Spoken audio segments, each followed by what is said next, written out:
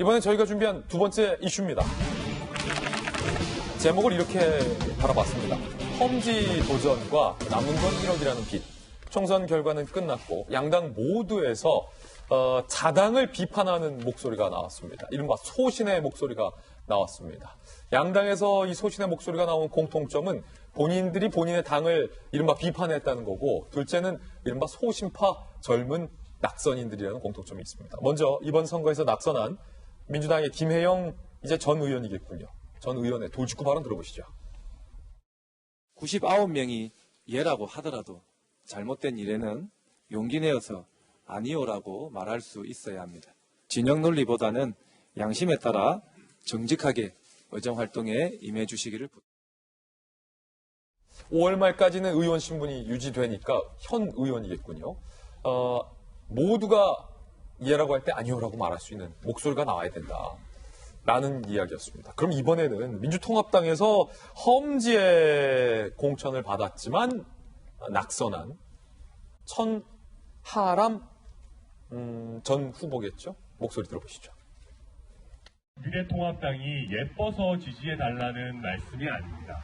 광주 전남의 유권자들께서 미래통합당을 이용하셔서 광주 전남의 발전을 위해서 더욱더 건전하게 앞장서고 경쟁하는 그런 정당으로 만들어주시기를 간곡히 부탁드리고 호소드리고 싶습니다.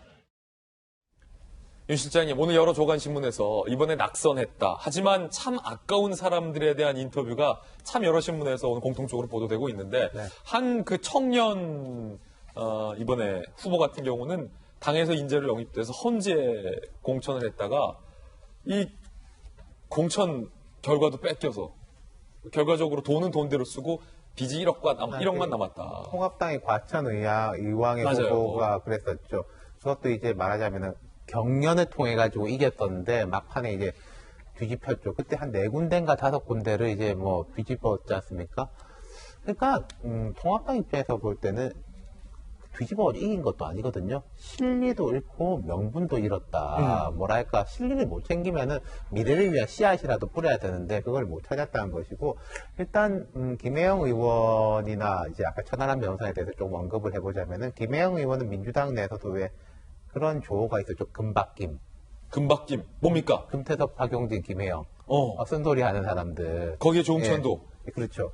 그 중에서 이제 김혜영, 공천 아예 못 받은 사람도 있고, 당선된 사람도 있고, 김혜영 의원이 낙선했는데, 김혜영 의원을 보면요, 어제도 한겨레 신문의 정치부장이 이제 칼럼 하나를 이제 김혜영 의원에 대해 썼는데, 그런 생각이 들어요. 낙선자가 낙선을 통해서 스토리를 만드는 사람들이 있거든요. 예.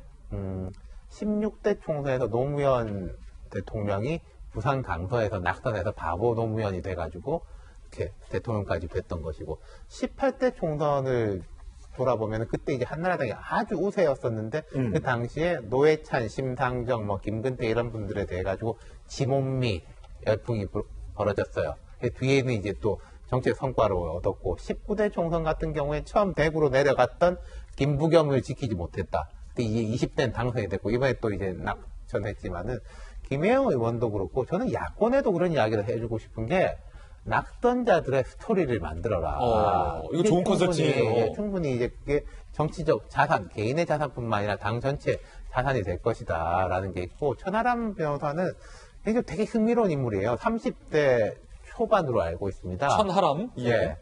대구 사람이에요. 대구 사람이에요? 김앤장 변호사예요. 오우. 근데 나 순천 가가지고 정치하겠다라고, 호남 험지에 갔어요. 그 아무 관계도 없는 데인데 처갓집 식구들까지 다 데리고 갔더라고요. 그게 왜 순천이냐?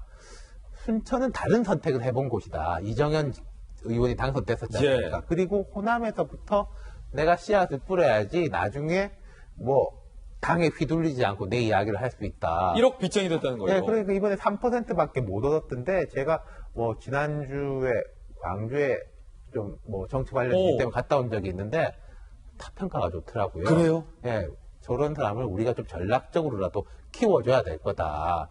비록 3%밖에 찍어주진 않았지만 다음에는 훨씬 더 좋을 겁니다. 여야의 어떤 공이 비싼 컨설팅 지금 돌직구 슈통에서 무료로 제공해드리고 있는 겁니다.